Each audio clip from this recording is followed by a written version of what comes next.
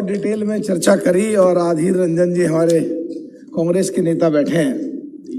इन्होंने कहा कि बीजेपी चुनाव आने वाले हैं, इसलिए इस संविधान संशोधन बिल को लेके आई है।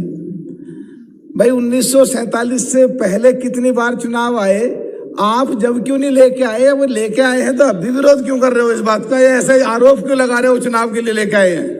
आपके किसी ने हाथ बांधे थे क्या? दूसरा, सब पिछड़ों की जो बात है, 73-74 साल हो गए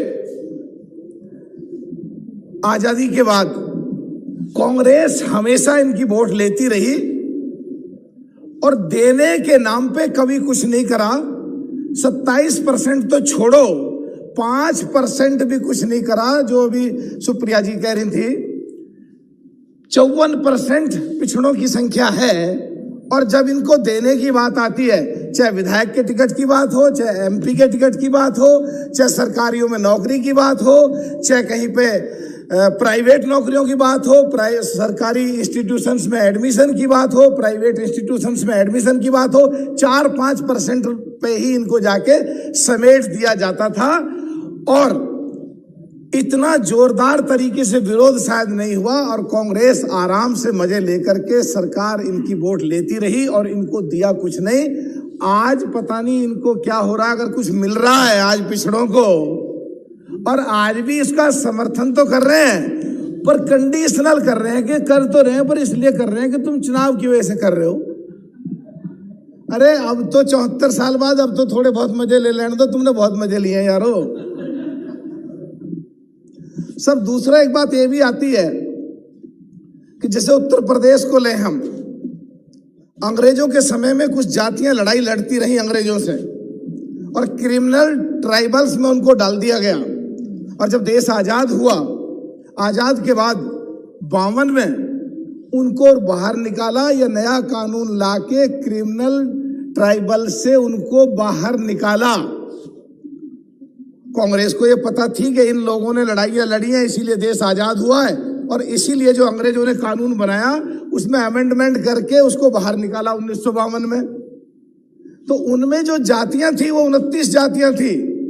तो 1962 में गवर्नमेंट ऑफ इंडिया ने, कांग्रेस की सरकार थी, एडवाइजरी जारी करके स्टेटों को दे दिया, लेकिन उनमें कुछ जातियां रही। जिस जाति से मैं आता हूं, गुर्जर जाति, और बहुत सारी पासी हैं और यादव है, कई सारे पिछड़े हैं उसमें, और कुछ दलित भी हैं।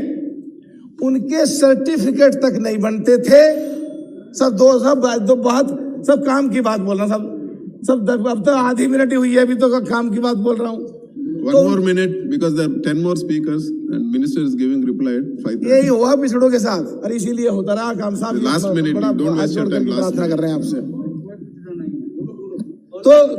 तो ये कांग्रेस को पता था, उसमें लड़ाइयां लड़ती रही। विमुख जातियों में 29 जातियां हैं, और आदरणीय नरेंद्र मोदी जी की सरकार ने 2015 में इदाते कमीशन बनाया ताकि उनको न्याय मिल सके और उनके भी सर्टिफिकेट बन सके, और उसकी पूरी कमीशन ने रिपोर्ट सबमिट कर दी है, और 2018 में रिपोर्ट सबमिट कर दी है। और मुझे उम्मीद है कि बहुत जल्दी वो संसद के पटल पे आएगा, और उनको 29 जातियों में, जिसमें गुर्जर भी हैं और बहुत सारी जातियां, न्याय मिलेगा, और उनको भी सर्टिफिकेट मिलने शुरू हो जाएंगे। सब एक बात क्या खत्म कर रहा हूं बस फिर, जैसे राजस्थान में, हरियाणा में जाट है, आंदोलन कर रहे हैं, उनको भी आरक्षण मिलना चाहिए। महाराष्ट्र में मराठों को मिलना चाहिए।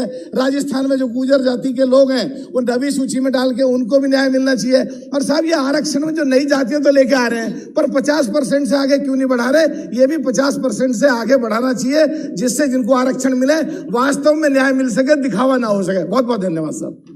अगर आप चाहते हैं गरीब हर वंचित इंसान की आवाज आप तक पहुंचे, तो हमारे चैनल को सब्सक्राइब करें और बेल आइकन का बटन दबाना ना भूलें। देखते रहिए बहुजन न्यूज।